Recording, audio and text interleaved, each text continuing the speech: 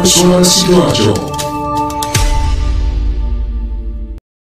Sahabat, selain memiliki wilayah yang luas, Indonesia juga kaya akan keragaman, baik keragaman suku, ras, etnis, budaya, dan agama. Keragaman ini tersebar di seluruh wilayah Nusantara, mulai dari Sabang sampai Merauke. Keragaman yang ada di Indonesia bisa menjadi kekuatan tersendiri untuk bangsa ini. Meski begitu, keanekaragaman bisa juga menjadi pemicu permasalahan kalau tidak ada persatuan dalam masyarakat. Dalam Erlangga Forum, edisi Jumat tanggal 26 Maret 2021 mengambil tema tentang menjaga keragaman bangsa. Dr. Janedri M. Gafar, Deputi Kesbang Kemenko Polhukam, mengatakan, konstitusi di Indonesia telah beri pengakuan dan jaminan atas keragaman bangsa.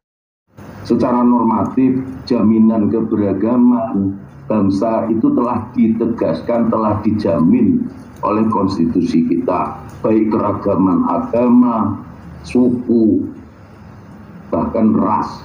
Nah, artinya apa? Konstitusi kita ini telah memberi pengakuan sekaligus jaminan atas eksistensi keragaman bangsa. Hanya saja, nah ini kan yang menjadi persoalan di level yang lebih operasional. Kalau yang tadi saya sampaikan kan tataran normatif. Nah, sekarang kita tidak hanya normatifnya saja, tetapi coba yang normatif itu kita wujudkan dalam tataran operasional.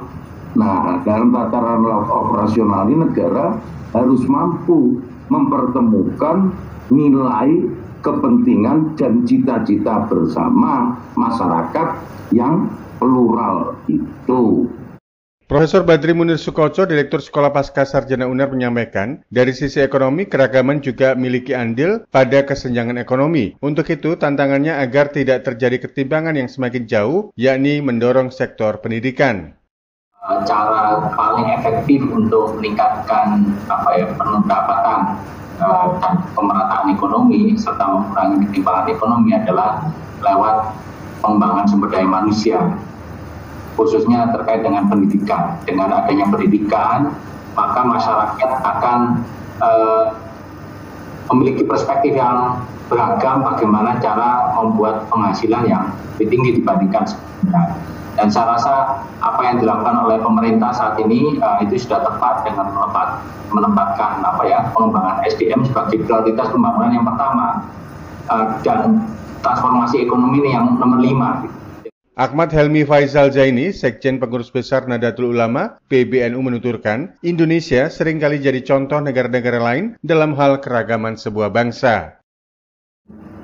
Nah, dalam konteks Indonesia ini luar biasa. Hari-hari ini kita menjadi prototipe, menjadi contoh.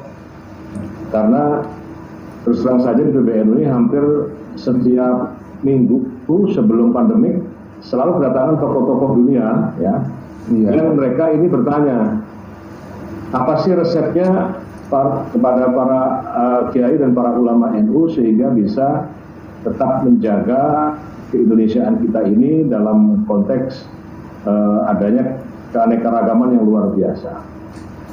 Maka selalu saja yang dijawab oleh para ulama, para kiai kita ketika bertemu dengan mereka adalah bahwa kita menerapkan apa yang disebut sebagai tri-ukhuwah, yaitu ukhuwah Islamiyah atau persaudaraan sesama umat Islam, yang kedua adalah ukhuwah watoniyah, persaudaraan kebangsaan, dan yang ketiga adalah yang lebih penting dari itu semua adalah apa yang disebut sebagai ukhuwah insaniyah ataupun persaudaraan kemanusiaan.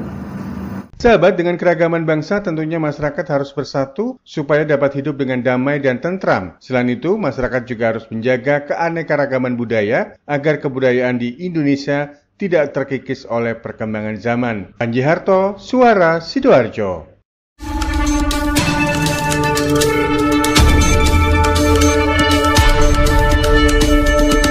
Catatan reporter Suara Sidoarjo.